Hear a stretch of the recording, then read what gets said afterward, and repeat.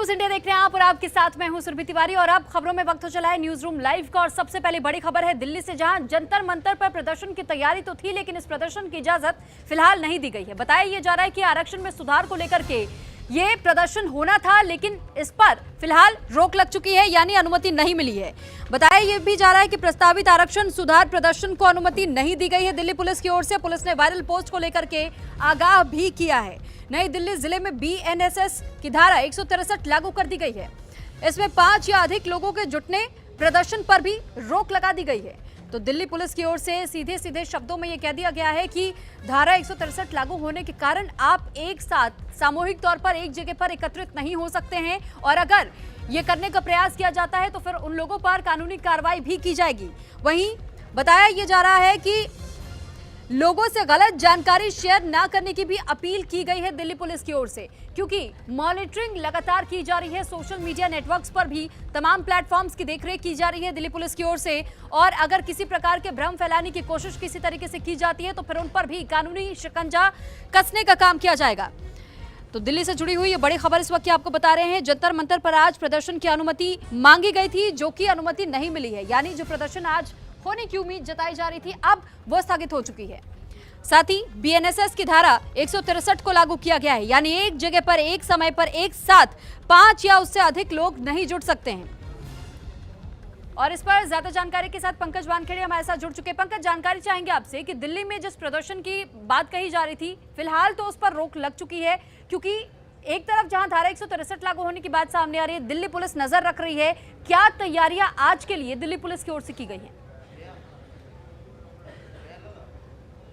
देखिए, परसों जिस तरह से आरक्षण के बदलाव को लेकर एक बड़ा प्रदर्शन हुआ था, उसके बाद दिल्ली पुलिस ने तमाम लोगों को डिटेन भी किया, उसको कॉर्डन ऑफ कर दिया, वहाँ कुछ क्षेत्र को जंतर मंतर का खाली करवा दिया, और कल भी इसी तरह से पूरा कॉर्डन ऑफ कर दिया गया था। और आज भी साफ तौर पर दिल्ली पुलिस की तरफ से है कि भारतीय बीएनएस के तहत 163 जो धारा है उसके तहत तमाम लोगों को आगाह किया गया कि कोई भी यहाँ पे ना आए, और बीएनएस 163 लागू कर दिया गया, जिसके तहत कोई भी 4 से ज़्यादा लोग इकट्ठे नहीं हो सकते। लेकिन फिर भी कुछ लोग जो थे वहाँ पहुँचने की कोशिश की, दिल्ली पुलिस ने उन्हें डिटेन किया है। लेकिन सबसे महत्वपूर्ण इसमें यह है कि लगातार सरकार के तरफ से भी इसको लेकर बातचीत की जा रही है कि ये जो आरक्षण को लेकर बदलाव, जो आरक्षण संशोधन को लेकर लगातार जो विरोध चल रहा है, उस विरोध को शांत किया जाए, उनसे बातचीत किया जाए और उसका रास्ता निकाला जाए। इसको लेकर लगातार प्रयास किया जा रहा है। कल ब्रिजेश पाठक ने भी लगातार प्रयास किया, प्रेस कॉन्फ्रेंस की, बातचीत की, लेकिन तमाम जो लोग हैं, जो एक वर्ग के लोग हैं, वो लगातार इस बात पर अड़े कि जो अभी आरक्षण का मौजूदा खाका है उसको बदलाव किया जाए और उसके बाद ही हम उसको लेकर बातचीत करेंगे। लेकिन अब लगातार उसमें जो बड़ा बदलाव होता नजर आ रहा है। लेकिन आज दिल्ली पुलिस साफ तौर पर कहा कि सोशल मीडिया में जो अफवाह चल रही है उसको साफ तौर पर नकारा और कहा है कि दिल्ली पुलिस ने किसी भी तरह से परमिशन, जंतर मंतर में किसी भी प्रदर्शन का परमिशन नहीं दिया हुआ है। धारा 163 मतलब 163 लगाई गई है, जिससे साफ तौर पर है कि यहाँ पे किसी भी तरह की भीड़ भाड़ को अलाउ दिल्ली पुलिस नहीं करती है। तो ऐसे में जो भी लोग वहाँ पहुँच रहे हैं उनको डिटेन किया जा रहा है। उसके अलावा अगर बात करूँ, जंतर मंतर के तमाम एरिया को पूरी तरह से कॉर्डन ऑफ कर दिया गया है, किसी भी व्यक्ति को वहाँ प्रदर्शन करने की परमिशन नहीं दी जा रही है। ये भी जानना चाहेंगे कि जिस तरीके से ये इस प्रदर्शन की बात तो छिड़ रही थी, आरक्षण के मामले को उठाने की कोशिश जारी है, लेकिन इसके बावजूद हम ये देख रहे हैं कि अलग अलग जगहों पर अपना विरोध जताने का जो अनोखा तरीका है, कई जगहों पर संगठनों की ओर से प्रदर्शन किए जा रहे हैं, कई जगहों पर स्टूडेंट्स की ओर से प्रोटेस्ट किया जा रहा है। लेकिन किस तर्ज पर इस प्रोटेस्ट को अनुमति नहीं मिली है, क्या कुछ दिल्ली पुलिस का कहना था और क्या स्टैंड आने वाले दिनों को लेकर भी इन प्रदर्शनकारियों की ओर से, क्या वो आगे अपनी रणनीति किसी और तरीके से मजबूत करेंगे, कहीं और किसी स्थान को चुना जाएगा? देखिए, दिल्ली पुलिस ने साफ तौर पे कहा है कि 23 अगस्त को लेकर जो तस्वीरें और जो वीडियोस वायरल हो रहे हैं कि 23 अगस्त को एक बड़ा आंदोलन होगा, एक प्रदर्शन किया जाएगा, उसको लेकर दिल्ली पुलिस ने साफ तौर पे कहा है कि जंतर मंतर के आसपास के इलाके में बीएनएस की धारा 163 लगाई गई है, जिसके तहत यहाँ पे किसी भी तरह के व्यक्ति को यहाँ पे 4 से ज़्यादा लोग को भीड़ नहीं कर सकते। उसने साफ तौर पे कहा है कि किसी भी आंदोलन या किसी प्रदर्शन के लिए परमिशन नहीं दी गई है, तो ऐसे में कोई व्यक्ति यहाँ ना पहुँचा जाए। लेकिन लगातार जो एक वर्ग है जो इसको प्रदर्शन को लीड कर रहा है, वो बार बार ये कह रहा है कि हम यहाँ पे प्रदर्शन करेंगे, अपनी जो मांगे हैं उसको रखेंगे, उसको लेकर लगातार अपनी बात रखेंगे। और दूसरी तरफ मैंने पहले ही कहा कि सरकार के तरफ से भी लगातार प्रयास किया जा रहा है, उनसे बातचीत करके रास्ता निकालने का प्रयास किया जाए। इसी को लेकर ब्रजेश पाठक भी मध्यस्थता करते नजर आए। लेकिन अब देखना होगा क्या इस बात को लेकर जो लोग आरक्षण को लेकर लगातार बदलाव, आरक्षण में बदलाव को लेकर जो आंदोलन कर रहे हैं, जो परसों भी जिस तरह से आंदोलन देर रात तक चला, वो लोग फिर दोबारा आते हैं कि नहीं, ये महत्वपूर्ण होगा। लेकिन हाँ, अभी आज 23 अगस्त को लेकर दिल्ली पुलिस ने नोटिफिकेशन जारी कर दिया है। ठीक है पंकज, बहुत धन्यवाद आपका तमाम जानकारी हम तक पहुंचाने के लिए।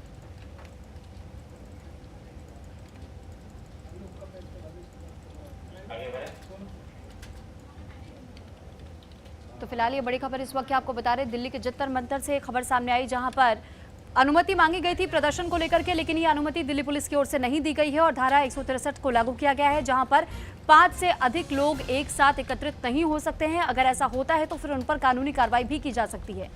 तो फिलहाल जंतर मंतर को लेकर के इस वक्त दिल्ली पुलिस लगातार निगरानी अपनी बनाए हुए है। तो वहीं अगली बड़ी खबर है उत्तर प्रदेश से, जहां पर इस वक्त सियासी सरगर्मियां तेज दिखाई दे रही हैं। दरअसल बताया यह जा रहा है कि 2 दिवसीय दौरे पर ज्ञानेश कुमार पहुंचने वाले हैं, जो कि चीफ इलेक्शन कमिश्नर हैं, और साथ ही साथ बताया यह भी जा रहा है कि 24 और 25 अगस्त का दिन निर्धारित किया गया है, जब लखनऊ में अधिकारियों से वो मुलाकात करेंगे। विधानसभा चुनाव की तैयारियों पर चर्चा की जाएगी और बताया यह जा रहा है कि जो चुनाव की तारीखें हैं उनका ऐलान के पहले व्यवस्थाएं देखी जाती है, दुरुस्त की जाती है, और उसके बाद ये तय होता है कि किस तरीके से जो आने वाला समय होगा उसके लिए रूपरेखा तैयार की जाएगी, चुनावी माहौल को किस तरीके से और समझते हुए, और उसके बाद वहां सुरक्षा व्यवस्था की जाएगी, कितने वहां पर ड्यूटी पर तमाम कर्मियों को लगाना पड़ेगा। और इसके लिए सबसे पहले रेकी होती है और उसके बाद से बैठकें होती हैं, चर्चाएं होती है, विचार विमर्श होता है और उसके बाद पूरी प्लानिंग होती है। तो फिलहाल ये बताया जा रहा है कि 2 दिवसीय ये दौरा उनका रहने वाला है। इसी 2 दिवसीय दौरे के तहत में ज्ञानेश कुमार जब उत्तर प्रदेश पहुंचेंगे तो यहाँ यूपी चुनाव को लेकर के ये बैठक उनकी होगी अधिकारियों के साथ में। तो विधानसभा चुनाव की तैयारियों पर चर्चा की जाएगी। तो 2027 में उत्तर प्रदेश में विधानसभा चुनाव होने हैं और इस विधानसभा चुनाव को लेकर के जो तैयारियां हैं उन्हें पूरी तरह दुरुस्त करने के लिए ये दौरा बेहद अहम है। इस पर ज्यादा जानकारी के साथ लखनऊ से आलोक द्विवेदी संवाददाता हमारे साथ जुड़ चुके हैं। आलोक, जानकारी चाहेंगे आपसे कि ज्ञानेश कुमार का ये दौरा 2 दिनों का, और इन 2 दिनों के भीतर क्या कुछ उनका तय कार्यक्रम, कितनी बैठकें, क्या कुछ रणनीति रहेगी? देखिए, मुख्य चुनाव आयुक्त अपने प्रतिनिधि मंडल के साथ 2 दिवसीय दौरे पर होंगे। सोमवार से यहाँ पर उनका दौरा शुरू हो जाएगा। इनके साथ प्रतिनिधि मंडल में जो है deputy election commissioner Manish Garg भी होंगे, डायरेक्टर जनरल आईटी डॉक्टर सीमा खन्ना भी होंगे और उनके सहयोगी सदस्य होंगे। 2 दिवसों तक यहाँ पर मंथन होगा और कई कार्यक्रमों में भाग लेंगे। सबसे पहले वो कालविन तालुकेदार कॉलेज है यहाँ पर, वहाँ पर वो जाएंगे। वहाँ ऑडिटोरियम में छात्रों के साथ एक संवाद कार्यक्रम रखा गया, उस कार्यक्रम में सम्मिलित होंगे। आपको बता दें कि ये मुख्य चुनाव आयुक्त इसी कालविन तालुकेदार कॉलेज से पढ़े भी हैं, तो उससे उनका चूंकि लगाव ज्यादा है, इसकी वजह से वो उस कॉलेज में जाएंगे, छात्रों के साथ संवाद करेंगे। उसके बाद जो है इंदिरा गांधी प्रतिष्ठान में क्षेत्रीय सम्मेलन रखा गया, जिसमें मुख्य अतिथि के तौर पर शामिल होंगे, वहां पर भी वो चर्चा करेंगे। साथ ही जो लगभग 20 जिलों के डिप्टी कलेक्टर जो हैं, जो डिप्टी चुनाव अधिकारी हैं, उनके साथ ये बैठक भी होगी उनसे ये मंथन होगा। तमाम ऐसी बिंदु हैं जिनको लेकर इस पर चर्चा होनी है। आगामी चूंकि 2027 में उत्तर प्रदेश में विधानसभा चुनाव है, इस चुनाव को कितनी मजबूती से कराना है, बूथ लेवल पर अधिकारियों से किस तरह से उनसे कार्य कराना है, साथ ही जमीनी स्तर पर क्या चुनाव आयोग की तरफ से जो वोटर लिस्ट बनाई गई है उसकी क्या प्रणाली चल रही है, साक्षरता को किस तरह से बढ़ावा दिया जाए। तो ऐसे तमाम बिंदु हैं जिसको देखते हुए मुख्य चुनाव आयुक्त का दौरा काफी महत्वपूर्ण माना जा रहा है। क्योंकि उत्तर प्रदेश में 2027 में चुनाव है, तो भी ये कहा जा सकता है कि चुनाव आयोग भी लगभग अपनी तैयारी पूरी करने की कवायद शुरू कर चुका है। जी, साथ ही क्योंकि चुनाव का समय है और चुनाव के समय में आचार संहिता लगने के पहले जहां एक तरफ तमाम पार्टियां अपनी एड़ी चोटी का जोर लगाए हुए हैं, और इसी के साथ ही ज्ञानेश कुमार का ये दौरा आपने भी बताया कि कई मायनों में खास बताया जा रहा है। ऐसे में इस बार के चुनाव किन मायनों में बेहद दिलचस्प होते हुए दिखाई देते हैं आलोक उत्तर प्रदेश का? देखिए, चुनाव आयोग का काम है अपना कार्य करना, लेकिन चुनाव आयोग की कार्यप्रणाली, चुनाव आयोग की तैयारी से इतर अगर राजनीतिक परिप्रेक्ष्य में बात करें तो उत्तर प्रदेश में 2027 का जो विधानसभा चुनाव होगा काफी दिलचस्प होगा। क्योंकि 2027 में भारतीय जनता पार्टी को तीसरी बार सरकार बनाने की चुनौती होगी, एंटी इनकम्पेंसी का सामना करना पड़ेगा। वहीं पीडीए की जो बात चल रही है, अखिलेश यादव लगातार पीडीए का जो फुल फॉर्म है वो लगातार बदलते हुए दिख रहे हैं, अंततः वो पंडितों तक आ गए हैं। ये भी अपने आप में दिलचस्प है कि सभी समाज को साधने की कोशिश समाजवादी पार्टी भी कर रही है। उधर बहुजन समाज पार्टी भी ताल ठोक रही है, क्योंकि वर्तमान में उनके एक विधायक थे, वो भी अब नहीं रहे। तो फिलहाल उसके सामने भी साख बचाने की चुनौती है बहुजन समाज पार्टी के सामने। वो भी 2007 वाला नारा फिर से दोहरा रही है, हाथी नहीं गणेश से ब्रह्मा विष्णु महेश है। तो ये तीनों जो पार्टियां हैं, साथ ही कांग्रेस का जो गठबंधन समाजवादी पार्टी से होगा, तो राजनीतिक परिप्रेक्ष्य से ये चुनाव बेहद ही महत्वपूर्ण होगा, क्योंकि एक एक वोट हर पार्टियों के लिए मायने रखते हैं। और जिस तरह से पूरे देश में जेन जी एक आंदोलन चल रहा है, जेन अल्फा का आंदोलन चल रहा है, उसको देखते हुए भी ये काफी महत्वपूर्ण माना जा रहा है। जी ठीक है आलोक, बहुत धन्यवाद आपका तमाम जानकारी हम तक पहुंचाने के लिए। और अगली खबर है लखनऊ से, जहां पर रक्षाबंधन के मौके पर सीएम योगी आदित्यनाथ की ओर से महिलाओं को एक बड़ा तोहफा दिया गया है। बताया ये जा रहा है कि रक्षाबंधन पर महिलाओं को सीएम योगी आदित्यनाथ ने तोहफा देने की बात कही, और साथ ही साथ ये खबर सामने आ रही है कि महिलाओं को अब फ्री बस यात्रा की सुविधा मुहैया कराई जाएगी। तो 27 अगस्त की रात से 28 की रात तक ये सुविधा तमाम महिलाओं को मिलने वाली है। महिला यात्री एक सहयोगी उनके साथ में फ्री में यात्रा कर सकेंगी। तो फिलहाल योगी आदित्यनाथ की ओर से रक्षाबंधन के अवसर पर महिलाओं को ये सौगात दी गई है। तो ये एक तोहफा है, और तोहफे के रूप में बताया जा रहा है कि अगर कोई भी बहनें अपने भाई के घर पर उनके कलाई पर राखी बांधने के लिए जाना चाहती हैं और वो बस सेवा का लाभ उठाना चाहती है, तो ऐसे में उनके लिए ये सेवा पूरी तरीके से फ्री रहने वाली है। यानी 27 अगस्त की रात से 28 अगस्त की रात तक ये सुविधा तमाम महिलाओं को बिल्कुल मुफ्त में मिलने वाली है। तो महिला यात्री और उनके साथ एक सहयोगी फ्री में यात्रा कर सकेंगे। विधायकगण, शिक्षा विभाग के हमारे सभी अधिकारीगण, सभी प्रधानाचार्यगण और उपस्थित बहनों और भाइयों, आज मेरे लिए यह अत्यंत प्रसन्नता का क्षण है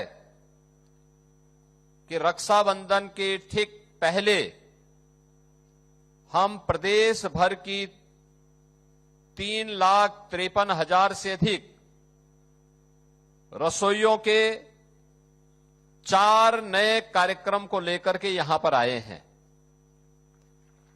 ये 4 प्रकार की योजनाएं आज आपके लिए घोषित हो रही हैं। पहला, मानदेय वृद्धि। दूसरा, अगर किसी रसोइया के साथ कोई दुर्घटना हो जाती है तो उसके परिवार को 2 लाख रुपए की सहायता स्टेट बैंक के माध्यम से उपलब्ध करवाने की। तीसरा, प्रत्येक रसोइया और उसके परिवार को प्रतिवर्ष 5 लाख रुपए तक मुफ्त में कैशलेस की सुविधा उपलब्ध करवाना। और चौथा, आपको जो अब तक ड्रेस के लिए यानी साड़ी के लिए 500 रुपए प्राप्त होता था, अब उसकी राशि को दोगुना करने के कार्यक्रम के साथ, यानी उसको 1000 रुपए करने के लिए हम आज यहां पर एकत्र हुए हैं। यानी एक साथ रक्षाबंधन के पहले इतना बड़ा उपहार आज से 9 साल पहले रसोइयों को मात्र 1000 रुपया मिलता था, और वह भी कभी मिलता था कभी नहीं मिलता था। नोट करना, कभी मिलता था कभी नहीं मिलता था। आज तो प्रधानमंत्री मोदी जी ने देश भर में 55 करोड़ लोगों के लिए जनधन अकाउंट खोल दिया है। जनधन अकाउंट का मतलब ये सपाई और कांग्रेसी जो डकैती डालते थे गरीब के हक में, उसको रोकना और गरीब का पैसा सीधे उसके खाते में जाए जिससे वो स्वयं निकाल सके। इसके लिए अब डीबीटी के माध्यम से सारी की सारी धनराशि उनके अकाउंट में जाएगी। 1000 रुपए मात्र मिलती थी, हमने उसको अब बढ़ाकर के पहले 2000 किया, आज उसको बढ़ाकर के 3000 रुपया आपके लिए किया जा रहा है। मैं प्रदेश भर की सभी रसोइयों को इसके लिए बधाई देता हूं। अभी तक रसोइयों के लिए कोई सामाजिक सुरक्षा की गारंटी नहीं थी। सामाजिक सुरक्षा यानी अगर कोई घटना दुर्घटना हो जाए, कोई एक्सीडेंट हो जाए, कोई आपदा आ जाए, कोई पूर्ण विकलांग हो जाए, किसी की मृत्यु हो जाए, परिवार असहाय हो जाता था, कोई पूछने वाला नहीं था। हमने बेसिक शिक्षा परिषद ने भारतीय स्टेट बैंक के साथ बातचीत करके ये तय करवाया कि आपका अकाउंट हम भारतीय स्टेट बैंक में खुलवाएंगे और भारतीय स्टेट बैंक में आपका पूरा मानदेय जाएगा। आप जब भी उसको निकालना चाहेंगे निकालिए, लेकिन अगर कोई घटना दुर्घटना हो जाए, कोई विकलांगता का शिकार हो जाए, तो उस परिवार को बैंक तत्काल 2 लाख रुपए की सहायता उपलब्ध करवा देगा। और अगली बड़ी खबर है दिल्ली से, जहां आज दिल्ली में बीजेपी की ओर से एक बैठक बुलाई गई थी और इसमें जेन जी और जेन अल्फा को साधने की रणनीति तैयार की जा रही थी, लेकिन अब ये बैठक समाप्त हो चुकी है। तो ये बड़ी खबर इस वक्त आपको बता रहे, बीजेपी अध्यक्ष नितिन नवीन की ओर से बैठक बुलाई गई थी जिसमें की चर्चा होनी थी और इस चर्चा में कई नए अधिकारी भी शामिल हो रहे थे, जो कि नई टीम का गठन किया गया था और इसमें कई प्रमुख चेहरे शामिल। बीजेपी अध्यक्ष नितिन नवीन की अध्यक्षता में जो बैठक बुलाई गई थी, इसमें श्रीकांत शर्मा, संदीप पाठक, तरुण चुग, हर्ष मल्होत्रा बैठक में मौजूद रहे। यूपी बीजेपी अध्यक्ष पंकज चौधरी भी इस बैठक का हिस्सा बनने के लिए पहुंचे हुए थे। रेखा वर्मा, वैजयंत पांडा, राजीव चंद्रशेखर भी मौजूद रहे थे। तो फिलहाल ये जानकारी आपको दे रहे हैं कि बीते कल जहां प्रधानमंत्री नरेंद्र मोदी ने मुलाकात की थी तमाम इन अधिकारियों से, तो वहीं आज ये बैठक बुलाई गई थी आगे की रणनीति को लेकर के चर्चा करने के लिए। दरअसल जेन जी यानी युवा वोटर से जोड़ने की ये एक कवायद, एक कोशिश है बीजेपी की ओर से। बीजेपी लगातार ये चाहती है कि 2027 और 2029 का जो चुनाव, उसमें युवा वोटर्स को साधना बहुत ज्यादा जरूरी हो जाता है और इसी प्रयास के तहत में अब वो अपने आगे की रणनीति भी तैयार कर रही है। तो नई टीम जिसे बनाया गया, इसमें बीजेपी अध्यक्ष नितिन नवीन, राष्ट्रीय महासचिव स्मृति ईरानी, विनोद तावड़े के साथ गुजरात के मंत्री हर्ष सांघवी और छत्तीसगढ़ के मंत्री ओपी चौधरी भी शामिल किए गए।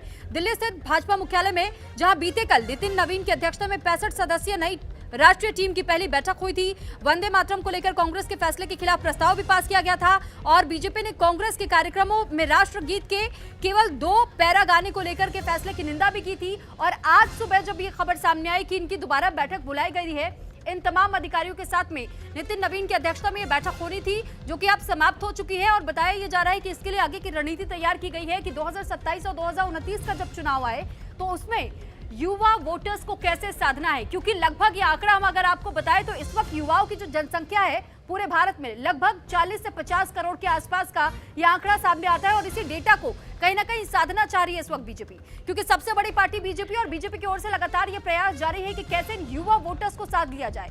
आपने देखा कि कैसे सीजेपी प्रोटेस्ट के दौरान एक कड़ी चुनौती जरूर बीजेपी के सामने आई, लेकिन अब उसके लिए भी एक नई रणनीति तैयार की जा रही है।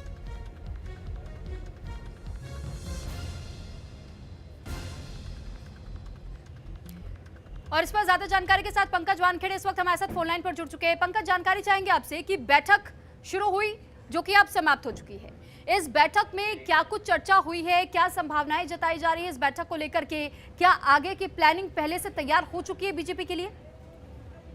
देखिए, बीजेपी एक ऐसी पार्टी है जो उनके सूत्र कहते हैं हमेशा कि वो राजनीतिक चुनाव के दौर पे ही रहती है।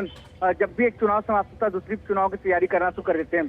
तो इसी तरह से माना जा रहा है कि आज जो बैठक हुई है वो आगामी राज्य के चुनाव को देखते हुए बैठक हुई है। उसके साथ ही साथ जो लगातार पिछले कई दिनों से जिक्र हो रहा है एक नए वर्ग का, जनजी वर्ग का, उसको लेकर लगातार तमाम पॉलिटिकल पार्टी साधने की कोशिश कर रही है। बीजेपी भी उसी तर्ज पर लगातार उसको लेकर बैठक कर रही है, मंथन कर रही है कि किस तरह से उस वर्ग को साधा जाए। और माना जा रहा है कि इसको लेकर एक कमेटी बनाई गई है। वो कमेटी लगातार उन तमाम छात्रों के बीच में, तमाम जनजी के बीच में जाएगी और बातचीत करेगी, संवाद स्थापित करेगी। और लगातार इस बात को ये भी माना जा रहा है कि जो आगामी चुनाव है उसमें किस तरह से उस वोटर्स को, जो नए वोटर्स है, उनको किस तरह से आकर्षित किया जाए, उसको लेकर मंथन इस बैठक में किया गया है। उसके अलावा दूसरा एक और महत्वपूर्ण ये है कि सुरभि की लगातार जिस तरह से प्रधानमंत्री नरेंद्र मोदी जन्मदिन है, 76वां जन्मदिन, और 25 साल पूरे हो रहे हैं, उसको लेकर भी इस बैठक में मंथन किया। कल भी मंथन हुआ इस मामले को लेकर और आज भी इस मुद्दे को लेकर मंथन हुआ है और माना जा रहा है इसको लेकर भव्य तरीके से पूरे देश भर में किस तरह से प्रचार प्रसार किया जाए, कार्यक्रम अलग अलग कार्यक्रम किए जाए, उसको लेकर तमाम पार्टी कार्यकर्ताओं को गाइडलाइन तैयार किया गया है। उसको लेकर तमाम जो पदाधिकारी नियुक्त किए गए वो अपने अपने क्षेत्र में जाकर तमाम कार्यकर्ताओं को बताएंगे किस तरह से उनको काम करना है, किस तरह से प्रधानमंत्री नरेंद्र मोदी की जो योजनाएं हैं उनको लोगों तक पहुंचाना है, उसकी जो प्रदर्शनी है वो लगवानी है। उसके अलावा यूथ मैराथन है उसको लेकर भी चर्चा संभव बताया गया है। ठीक है पंकज, आप नजर बनाए रखिएगा। फिलहाल के लिए आपका बहुत धन्यवाद तमाम जानकारी हम तक पहुंचाने के लिए।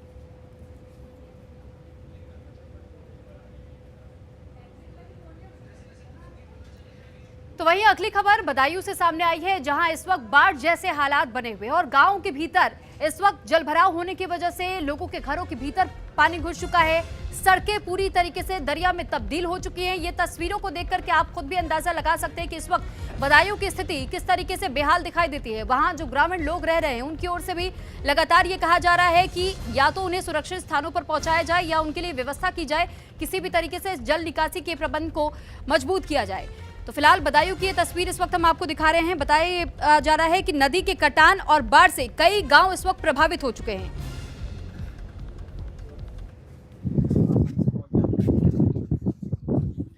गंगा का लगातार बढ़ता जल स्तर इस समय आमजन के लिए मुसीबत बन चुका है। इस समय हम मौजूद हैं भुंडी घाट पर और आप देख सकते हैं कि इस समय यहाँ गंगा का जो जल स्तर है वो कितना रौद्र है और यहाँ पर आप देख पाएंगे सामने कटान हो चुका है। पिछले 2 दिन में लगभग 100 मीटर से ज़्यादा गंगा बांध की तरफ आ चुकी है और इधर सामने आप जो तटबंध देख पा रहे हैं ये वही तटबंध है। इसको अगर कोई क्षति होती है तो ये निश्चित है कि कई गाँव, दर्जनों गाँव जलमग्न हो सकते हैं और भयावह स्थिति पैदा हो सकती है। लेकिन सवाल ये है कि यहाँ पर बाढ़ खंड की ओर से इस बार कोई प्रोजेक्ट लागू नहीं किया गया, ना ही राहत बचाव के अब कोई कार्य किए जा रहे हैं। लगातार जनता इस बात की मांग कर रही है। इस समय हमारे साथ कुछ लोग हैं ग्रामीण भुंडी के, उनसे हम बात करेंगे कि क्या स्थिति है, उनका क्या कुछ कहना है। जी भैया, क्या नाम है आपका? रईस जी, क्या स्थिति है इस समय बाढ़ की या भुंडी घाट में? साहब रिश्ते कहा करें गाँव करें जौरे बांध के आ चुकी है और जो हमारी मंग जा है बड़े बड़े बोरा लगने में चिरकन मट्टी आते हैं जियो बैग और पत्थर वत्थर काम नहीं करेगा, नहीं करेगा। अच्छा, इस बार कुछ काम किया था बाढ़ खंड की? तो काम क्या करो है, सब पैसा खाइए, सब पैसे खा गए। चलिए और भी है हमारे साथ। भैया क्या नाम है? क्या स्थिति है बाढ़ की? स्थिति बहुत दयनीय है और इस वक्त कभी भी गांव कर सकता है और बहुत ज़्यादा गांव समा चुके हैं इससे पहले भी और बहुत नज़दीक गंगा है गांव के। बांध कुछ नहीं कर पाएगा, ये सबसे बड़ी समस्या है गांव के लोगों की कि यहाँ पे कोई मजबूत तरीके से काम किया जाए जिससे कि गंगा रुक सके, इसको कटान का रोका जाए। हाँ बिल्कुल। चलिए और भी प्रधान जी, क्या स्थिति है इस समय कटान की और क्या हालात हैं इस समय? हालात तो इस समय कुछ कम है, आगे भयंकर इसमें हालात बिगड़ सकते हैं क्योंकि गंगा का जल स्तर बढ़ रहा है और कटान का कोई इंतजाम अभी नहीं हो पाया। अभी जब से कटान शुरू हुआ तब से कितना जो है खेतर इलाका कट गया है और क्या बांध से कितनी दूर है? कम से कम मेरे ख्याल से 150-200 की जमीन कट चुकी है। जो बांध की तरफ गंगा जी बढ़ रही है, जमीन काट रही है और अगर 50 मीटर और कट जाए तो गंगा जी ही बांध तक पहुंच जाएंगी। अच्छा, कोई प्रशासनिक अधिकारी आला अधिकारी आए? कल एसडीएम साहब आए थे, वो क्या करें देख के चले गए बेचारे और कोई यहाँ तक नहीं आया। अच्छा, यहाँ क्षेत्र पे आपको जानकारी होगी कि और कौन से गांव हैं जो प्रभावित हैं जहाँ कटान हो रहा है? यहाँ प्रभावित हो रहे हैं सबसे ज्यादा गंगा पल्ली पर रायपुरा गाँव है, कदम नगला है, दल नगला है और जटा है। उधर ये ज्यादा प्रभावित हो रहा है। पानी जो बाढ़ का गाँव तक घुस गया है। जी, आप जिस तरह से तस्वीरों में भी देख पा रहे हैं कि कदम नगला इस समय नाबाद होने की स्थिति में है। कई घर कट चुके हैं और कई लोग अपनी जो सामान है घर का वो लेकर दूसरी जगह पहुंच रहे हैं। हालांकि प्रशासन ने नज़दीक ही दल नगला स्कूल पर उनको ठहराने का प्रबंध किया है, राहत सामग्री भी बांट दी है। बदायूं से न्यूज़ इंडिया के लिए प्रमोद गुप्ता। इसी के साथ फिलहाल इस बुलेटिन में इतना ही। नमस्कार।